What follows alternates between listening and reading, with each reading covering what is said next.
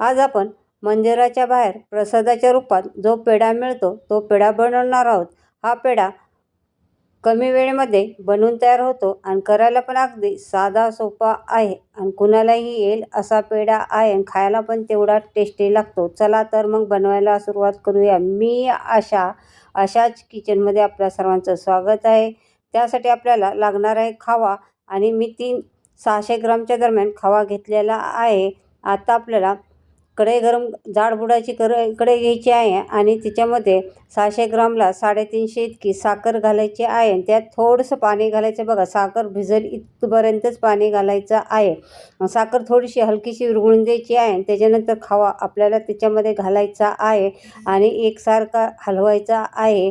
तर डिजिटल रेसिपीसाठी माझ्या फोटोच्या खाली त्रिकोणी बटनावरती जाऊन क्लिक करा. आता बघा, हा खवा चांगला मिक्स करायचा आहे. आपण आज बनवणार आहोत खव्याचा पेढा आणि त्यासाठी मी आता हे खवा थोडा आटरून येत आहे. त्यासाठी मी पाव चमचा इलायची पावडर घातलेली आहे आणि चांगला असं मिक्स करून घ्यायचा आहे. आणि त्यात आता पेढा आपला मऊ आणि खुसखुशीत होण्यासाठी एक अर्धा चमचा तूप घातलेला आहे. आता बघा, आपलं हे मिश्रण चांगलं असं घट्ट व्हायला लागलेलं आहे. आता आपलं मिश्रण घट्ट झालेलं आहे. आता आपलं घट्ट झाल्यानंतर हे मिश्रण आपल्याला कढईमधनं एका प्लेटमध्ये काढून घ्यायचं आहे. असंच रात्रभर ठेवायचं आहे. प्लेटमधनं काढून मी दुसऱ्या प्लेटमध्ये घेतलेलं आहे. असं सुकून असं मिश्रण तयार होऊन द्यायचं आहे दुसऱ्या दिवशी. त्याच्यानंतर हे मिश्रण आपल्याला थोडा गोळा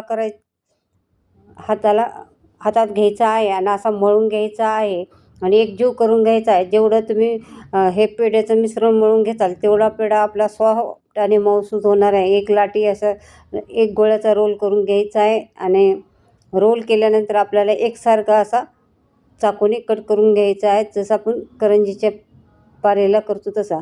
त्याच्यानंतर हातावरती गोल करून बोटाच्या साहाय्याने असं आपल्याला मध्ये हलकंसं अंगठ्याच्या साहाय्याने असा आकार देऊन घ्यायचा आहे. त्याच्यावरती आपल्याला ह्याला पिस्ते चिटकवायचे आहेत. अशा प्रकारे बघा, आपले किती पेढे तयार झालेले आहेत. 1 किलोच्या दरम्यान हे पेढे तयार झालेले आहेत. हे पेढे खायला पण टेस्टी, दिसायला पण सुंदर.